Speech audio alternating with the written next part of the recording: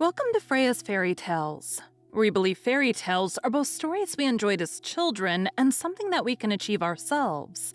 Each week, we will talk to authors about their favorite fairy tales when they were kids, and their adventure to holding their very own fairy tale in their hands. At the end of each episode, we will finish off with a fairy tale or short story read as close to the original author's version as possible. I am your host, Freya Victoria. I'm an audiobook narrator that loves reading fairy tales, novels, and bringing stories to life through narration. I am also fascinated by talking to authors and learning about their why and how for creating their stories. We have included all of the links for today's author and our show in the show notes. Be sure to check out our website and sign up for our newsletter for the latest on the podcast. Today is part 2 of 2, where we are talking to Will Gray about his novels. After today, you will have heard about storytelling as a teenager, starting with being a dungeon master, becoming your character, going from being signed to a publisher, to that same publisher teaching you how to do it yourself, promoting yourself, writing and publishing in dyslexia font, plotting an entire world worth of books, and writing the story you want to tell. Dalen Pax and the Heart of Stone, The Chronicle of Time.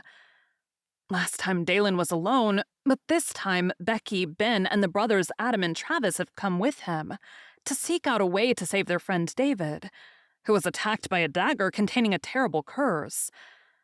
They seek out Dorn, a magical tavern keeper who is rumored to have created the world, in hopes that he may be able to show them the way.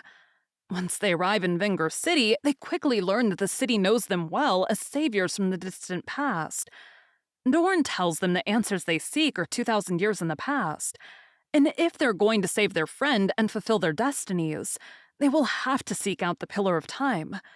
Along the way, they will have to help the Vengerian Queen in her quest for the Earthblade, and face ferocious goblins and a pair of oracle pixies. Most importantly, Dalen will have to decide if he's strong enough to cast aside great power, to stand as his true self to claim the Heart of Stone. Also with mine, okay, I'm sure there's a term for it. I don't know what it is, but I'm sure there is a term for it. Okay. It's movies that have it that I can just name are things like The Sixth Sense, Fight Club, right? That you watch the movie once, and at the last few minutes, they give you a new piece of information that changes the whole thing. And when you watch it the second time, it's a completely different story. Yeah, I don't know what that's called either, but I know what you mean. But yeah, I'm sure there's a term for that. I'm sure of it. I don't We were know what like, it is. oh, I have to go watch it again, like right now. Right. My series works this way. All right. If you read book 1 all the way through, you can read book 1 again, and it's a different book. All right. Once you read book 2, book 1 changes again. When you read book 3, book 1 and 2 change. When you read book 4, book 1, 2, 3 change. When you read book 5, the whole series changes. Every time, right? Through the first 5 books. And I built it that way on purpose. And so if you read book 3 first, you don't understand what's going on. Because you need these revelations to understand who people are and why people are the way they are. Right. Without this information, you're like, oh, wait, he's dead? What? Wait, he's dead? Bush Willis is dead? Type of thing. Yeah. So what is... Sorry, go ahead. No. Go ahead. I was going to ask, so we've talked about, so book 1 came out last October. Book 2 is coming out this October. You're doing the signing in October as well. Yeah. Are you planning on just each October you're going to release a book? No, not even a little. Right. The first book was to see if we could do it as a publisher. Book 2 was, okay, now can I do it without someone holding my hand every step of the way? Right. Can I remember most of the steps myself? Right. And also, we had to make enough money back to be able to do it again. Right. Because just buying 100 books so you have books for signings is expensive. You got to buy 100 bucks, and yes, you get deals and so on and so forth, but you have to make that money back, and you have to, and I have to put in money to do the farmers markets and the get and to buy a booth at a con or buy a booth at a book fair or whatever, Mm-hmm. right? And so we had to wait until we made enough money to do it again, Right. you know, and that took a year. But then once you get 2 books, now you have 2 books out there selling to Mhm. hopefully I think Well, that's also the general idea.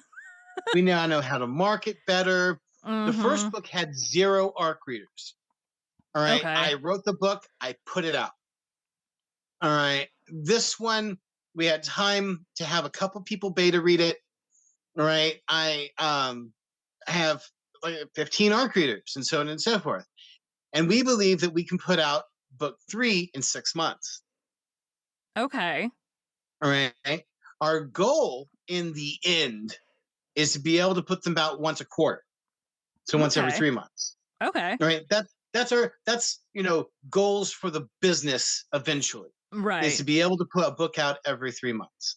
Whether Right that's now, yours or someone else's or just yours every 3 it's months. my goal, but it's my goal based off of listening to people who've been doing this for a while, Mhm. right? And when they are asked that question, we have put out 350 books.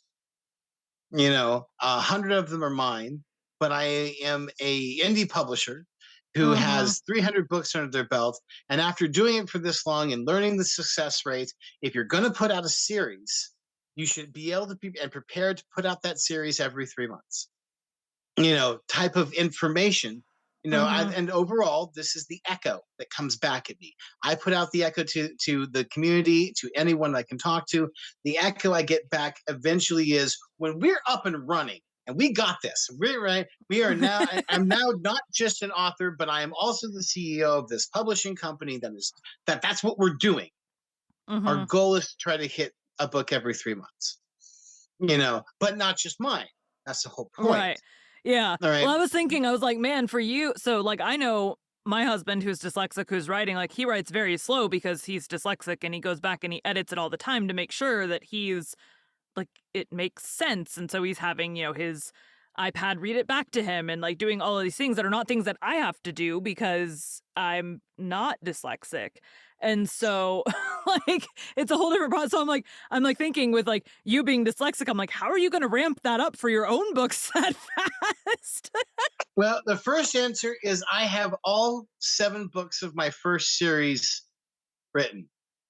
Well, They've that's they're but then for future books, eventually you run out of the pre-done books. well, it takes me 3 weeks to it takes me 3 months to draft and edit.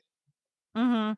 Yeah. But if I have them set up and lined, I can have this book being edited and prepared uh for publication, while this book that I've now finished now can go to the editor and Mhm. we'll just keep running them, Right. in like a construction line, an assembly line Well, in overall. his too, he keeps getting distracted and working on other books at the same time. He's not like writing in a Mhm. line. He's writing like multiple books for like mine. I went from beginning to end before I'm like, we're going to focus on this one and we're going to get it done.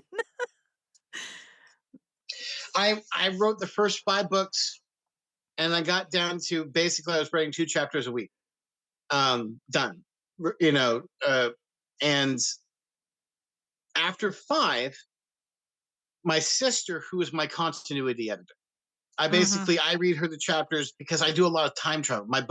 There's a reason why my series is called The Chronicles of Time. All right. And I do a lot of time travel and time jumping and so on and so forth. So I need one Mhm. person to make sure that I'm keeping it all straight. Right. And after I wrote 5, she went, "You might want to consider writing horror because this is the darkest, scariest stuff I've ever read. And I've actually had nightmares about book 5." And so I went, "Neat. That was my goal. That's what I wanted you to feel." I mean, I did. There's originally Dalen Pax and the Beads of Fire was going to be YA, and we've changed it. It's no longer YA, and the part of the reason why is what happens in 5 and 6. All Okay. right, and it's not. I don't write spice up until this point. Okay, All so right. we're many books in at this point. Right. And it's not my, it's just, it wasn't what I was aiming at. There's too Mhm. many things going on. We don't have time for a love affair, type thing. Fair, fair. All right. And so I had two other characters that, because you have Dalen Pax and his posse, right? His posse has a love affair going on, all right, on the side, Mhm. But the closest thing to spice I ever put in was that they made love on the beach. And I just left it at that. And I moved on. They worshiped each other as gods. And because it wasn't the flavor that I was writing, Right. right? But I always try to invoke emotion. All right. Mhm. It's one of my goals. All right. The biggest compliment my wife gave me while she was editing is that she just, after she was editing a part, she walked in and took my hand and made me wipe away her tears. All right. And then she went back to work. And all right. She was just letting me know, yeah, even though I'm It editing and worked. It it worked. worked, you got me. I'm like, oh, yeah. Um, but book 5 is supposed to be this dark piece. It's supposed to be the shadow of everything that you have seen up until now, everything that you know. By the way, there's a dark side to it. Mhm. All right. And now you're going to see the horrificness of what could have been. Right. And so she was like, yeah, you should try writing horror. And so I took a break from book 5 and after book 5, and I wrote a horror story. All right. And I liked it. It was cool. It was a good palette changer, a good palette Yeah. cleanser. Yeah. And then I was like, oh, yeah, okay, great. That worked. Right on. I think I'm going to move on and go back to book 6. And originally it was just going to be 6 books. But then, of course, I got through book 6. And for example, Rogue One from the Star Wars series, Mhm. everyone dies. It's like a Shakespearean play. At the end, all of the heroes you've come to love die, Yeah. right? Well, it's not specifically that, but I left everyone either cursed or dismantled or whatever, but they saved the world. They saved the world The world is by saved, taking, it's okay. yeah, the whole world has been saved. Actually, not this world, just this world, but every world has been saved at the price of everyone you've come to love. Right. And my continuity editor was just flat out, if you do this, you're going to piss off your people. They're not going. They don't want you to. Do not have us love all these characters and end it like this. Mhm. And so I was like, all right, I'll write one more book. I'll I'll make the See, I remember the first series that I remember um being weird like that. So I was reading through Akatar, which if you've been on TikTok for any length of time, you've heard about Akatar. And so I read through book 1, I read through book 2, I read through book 3. At the time I was in singing lessons to help with like vocal health with narrating and stuff like that. And so me and my singing coach person um would talk about Akatar and just books in general, but Akatar specifically, and she'd be like, "Oh, where are you at?" And so I tell her like, but I'm like, "I just got to the big battle in book 3 and how does it go on for 2 more books?" And she's like, "Well, they tie up all the loose ends after the battle." And I'm like, "So they're cleaning up?" There's a whole book about cleaning up. Now that I've read it, I'm like, okay, it's okay. But it is necessary sometimes to not leave everybody dead or cursed or whatever. Right, right, and yeah. So, well, books 1 through 5 has to deal with present and the past. Mhm. Book 6 and now 7 deal with the future. Okay. Right, and basically, in book 6, they were cursed for 35 years.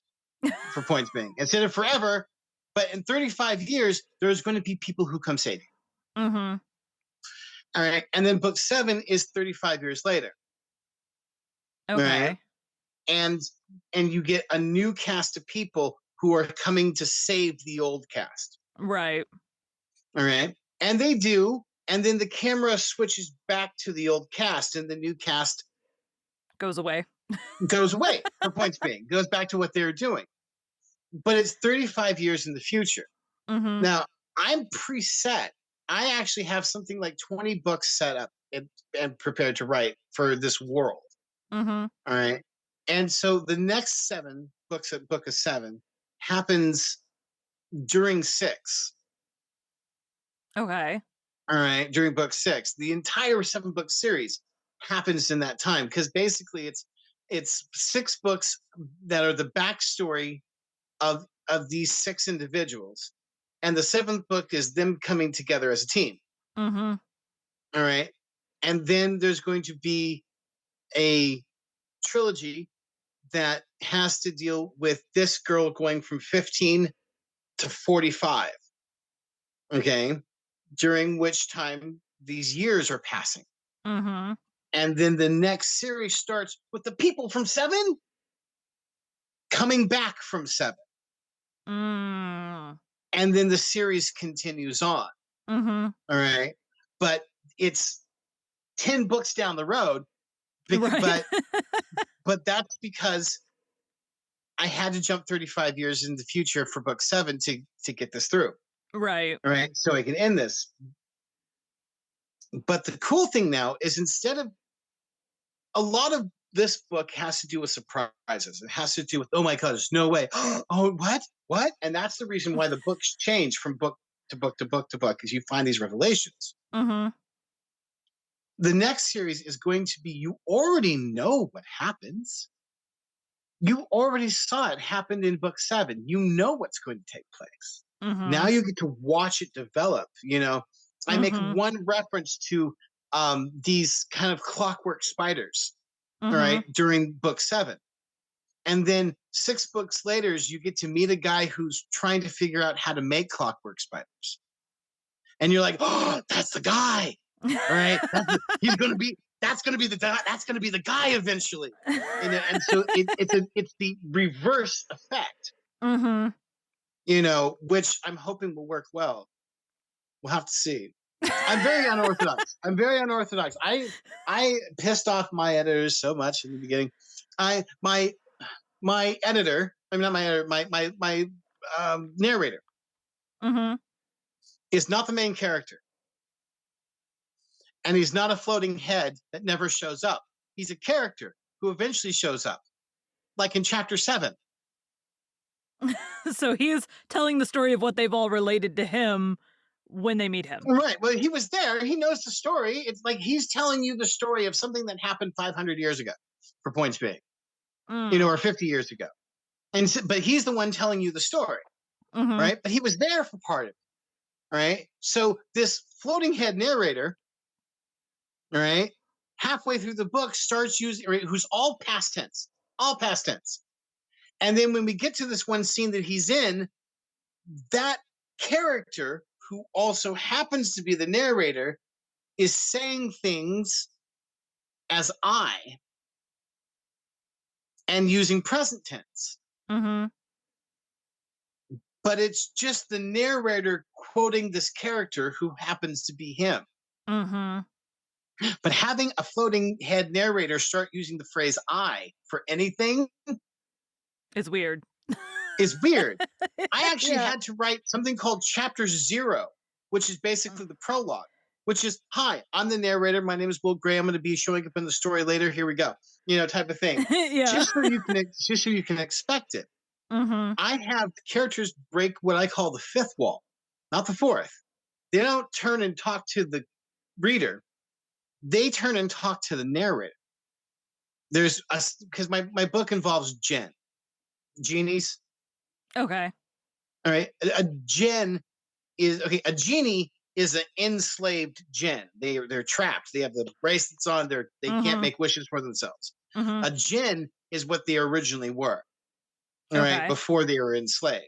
And we deal with those guys. So they can say no to your wishes. All right. I wish this. No. All right? But also I used the original concept that was originally in the Muslim religion, because like angels or cherubim or Mm-hmm. cherubs, these are religious concepts, but people write them in books all the time. Mm-hmm. And so I wanted to go back to the original concept of these things. And it is so you ain't never had a friend like me. Not. It's not that at all.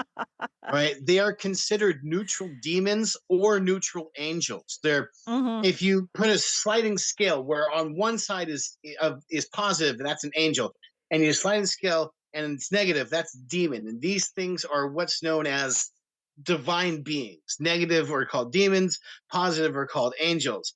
Jinn are the thing exactly in the center. So you make a wish and they agree to it, they often possess you Oh gosh. and then enact the wish because they Mm-hmm. don't have a body. They have to use you to make the wish happen. Makes sense. Right. Right. And I'm like, oh, that's good. Let's play with that. Well, anyway, these powerful creatures, excuse me, are so powerful, they're aware of the narrator God. And so from time to time, they'll just talk to them. They'll just, hey, why don't we do this from now on? And then go back to what they're doing. And my editors hated me. Well, I'm sure But I because also, most people, like, you're not supposed to, because it's not marketable, switch between, like, the tenses that you're using or whatever. So, like, yeah, I can imagine them being like, now I have seen if there's a very, very good reason for it, do and there it. is, If and there's there not is. a very good reason for, or I should say, in personal preference, because I have read books that were done that were not done well. If you can do it well and there's a reason for it, then do it. if you Well, it is, and there is a if one of specific those, reason. if you can't do it well and it doesn't make any sense, don't do it. Don't do it. Right. Overall, but I'm probably cutting off my own foot here, and I know this, Mm-hmm. right? Because it goes against the very first rule I ever learned, which was about art and marketable products. Um, I if you go by all of the hubbub that's going on in book talk these days, Mm-hmm. I'm a terrible. I use dialogue tags other than said. Oh, All that is right. that guy. He Okay. No, only. but okay. Oh my The god, that guy last drives me edit I crazy. did on the last edit I did on book one, the very last thing that we did is we sat down and either erased or changed 245 uses of the word set Oh gosh. to sneer or interjected or whatever. Right. That was the Mhm. last edit my editor was like, no, you can't use said all the time. Yeah. That was what I was told. And now it's like, oh, you're only supposed to use that. I'm Yeah. like, that's not what I learned at all. Matter of fact, I was in trouble for that. Yeah, Right. there's a whole thing though about not like one of my beta readers, okay? My book is based at Christmas time, so she is helping her parents set up the house with Christmas decorations. And so one of my beta readers started making a joke about we're going to make drinking games with these repetitive uses of these words. So decorations got reused a bunch in a very short time. And then there was snowflake and just flake by itself. She's like, we're going to make another drinking game for that. And then at another time, there was benefactress got used like a million times. And she's like, you need to include in your PR box a little shot glass with a little thing of like whiskey or something for the drinking games. And I'm like, you guys all commented that I use the words too much, so I have now fixed it. My But you're word not supposed to have repetitive words. my word was power at one point. Yeah, I Power could and see that. powerful. Yeah. Because this guy had a power, and this power allowed him to be powerful. But Yeah. if he gave up that power, would he be powerful enough to be able to do what was next? Oh boy. All right. So, last question I'm going to ask. What was the best piece of writing advice you've ever gotten and the worst piece of writing advice you've ever gotten? The ooh, ooh, Answer oh, in that's a good whichever question. order you want, but best and worst. I think the worst one was the said thing. Um, um, anytime the worst piece of information of advice that I've been given has to do with a conglomeration, it's a concept. And I've Mhm. been told it numerous times in numerous ways Okay. that the answer is that the goal is to write like everyone else. You need to have this particular percentage of adverbs. You need to only use this. You need to only put it this way. It has to be done like this so we can crank out another piece of petrified plastic cheese the way that everyone else does it, because that's what the big companies want. And so Mhm. you have to make it like everyone else the way that they want it. Was Mhm. probably the worst advice I've been given up until now. All right. Yes, I mean, you have to have it be grammatically correct. You have to spell words correctly. And I mean, there are things that you need to do, Mhm. but to change everything about what you're doing so that you can make it like everybody else. How boring would books be if everybody wrote off the same template? Oh my God. That's what I always think with all of these, you have to do this and you have to do that. Every time I see any TikTok or anything come across that says you have to do it this way or you have to do it that way, I'm like, you do realize that it would be very boring if we all used the same template for our books.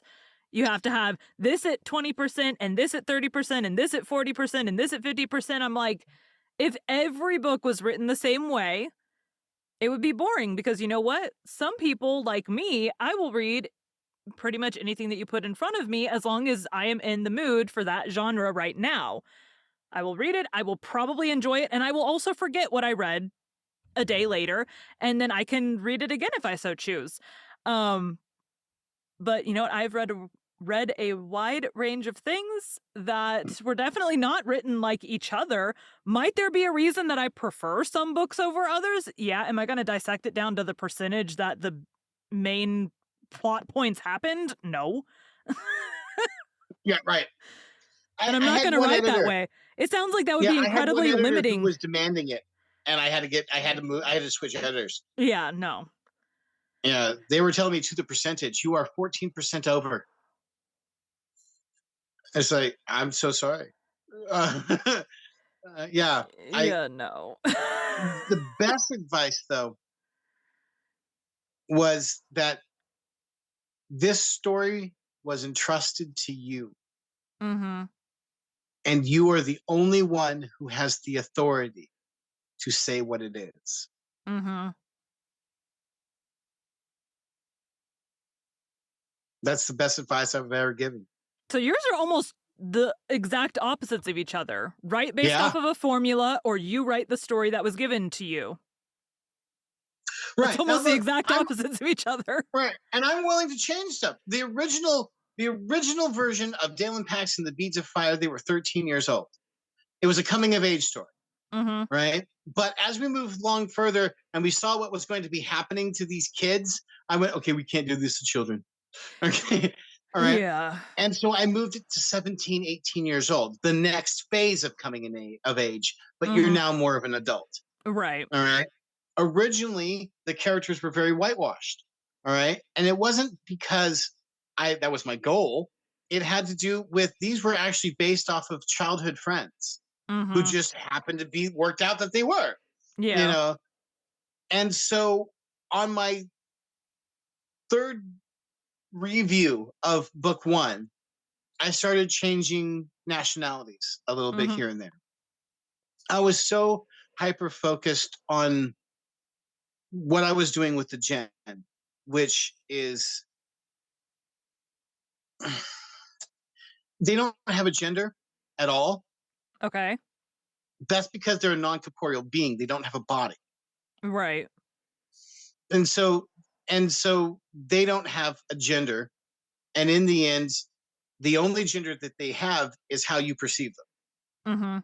How you pick, your mind has to draw in something. So Right. whatever picture it draws in, they're that, sure. Mhm. And I was so focused on connecting into this platform, this idea, that I forgot to pay attention to some of the background characters and so on and so forth. And so um on my after I wrote it and it was terrible, and then I was just writing it for grammar and spelling. And then third time when I was actually looking at the characters, really Mhm. looking at them, I started changing them and fixing them up. And now, I mean, some of the strongest characters in my story are female. All right. Mhm. The Jen itself looks like a female, and then at one point turns to the narrator and says, "Why don't we just run with this and go with she?" All right, and then from then on, the narrator refers to her as such. Mhm. But until then, it's an it. The narrator refers to the Jen as an it or the Mhm. fire Jen until she declares that she's a girl, and then Mhm. I write her as her. All right, which is a ongoing theme about the recognition of that the narrator always refers to you of how you see yourself. Mhm. And so there's characters that switch names, even switch mannerisms and how they're written as the story goes, because they're perceiving themselves different. Mhm. Um, but then I really wanted strong females. I wanted strong storyline. I wanted strong characters who were of multinational, so I started resetting that as I was going through my second edit to lay out who these characters were. Mm. And so, and it just so happened, it worked out that actually some of the most powerful characters in my entire world are female. And it's how it goes. That's who they are. But that's who they are. I didn't do it Mhm. so I could get the women's vote. That's who the character is. Yeah, yeah. I don't know what to tell you. I'm the smartest girl on the team. I mean, the smartest person on the team is a girl. All right. But that's because the two brothers, one of them is about tactics, the other one is about adventure. He's the one that goes, "Oh, these are the moments we live for." And then we have the other one who's writing in a book. Wait, how do you spell that? Type of thing. And then there's the kind of the jock bully that joins the team. And then the girl who is the intelligent one, the empathic one, the one who goes, "Wait a minute, you said something there." It's just that was her part in that story. So it just turns out that she's the most smartest. She's the smartest of the team. Mhm. The city, that the Avenger city, is a sentient being. The walls are its bones. It's Mhm. a living thing. But when it manifests into a person so it can talk to you, it's a woman. Mhm. Right. But that has to do with how it connects to some of the other characters. And she's actually the wife of another character that's important. And it works out that way. I didn't aim towards it. What Mhm. I aimed towards that is it doesn't matter. Right. I have LGBTQ community in it. There's references to it. I just don't spotlight it. I don't go, Mhm. "Hey, look, you see, you see, you see the thing. See what I did there? You see it? You see? Yeah. Yeah. It's a part of the world. It's a normal everyday thing, and doesn't need to be brought up. Right. I mean, I talk about it. Hey, look, these when the two people that walked out of the movie theater and their hands brushed and they kind of looked at each other for a moment were two guys. All right. But that's the only time that they're mentioned. It goes on, and I never mention how odd it is that they're both guys, all right, or nothing. I just have it be a part of the world. Mhm. And I do it also with gender. All right. Powerful people don't have to be female or they don't have to be male. All right. It just so happens that this particular character is powerful. Mhm. And because that's one of the things that I wanted to add to my story. To If I'm going to lay out a story, if this story is entrusted to me, the thing that I wanted to put out is that things like age, race, uh, your preferences and all of that have nothing to do with who you are. Mhm. Who you are has to do with who you are. The choices you make, the actions you choose, the things you don't choose, the things you choose to say, the actions you choose to do. This makes you who you are. And that Mm-hmm. is an actual theme of the entire series. Mm-hmm. I just never shine a spotlight on it and go, you see it. It's one of those things I hope you find. There's so much in this book that I hope you find. Mm-hmm. But I never pointed out because, like a magician, you don't go, hey, I'm about to do a magic trick. All right? I'm gonna squirt you with my flower now. Yeah. It's so much better to just, talk about this item, all right, and then just have it be gone and continue on with what you're saying, Mm-hmm. all right, and have them go, wait, what happened? What did you did something there, and it pushes past the conscious level thought and it allows it to sink into the subconscious. Mm-hmm. That was my goal.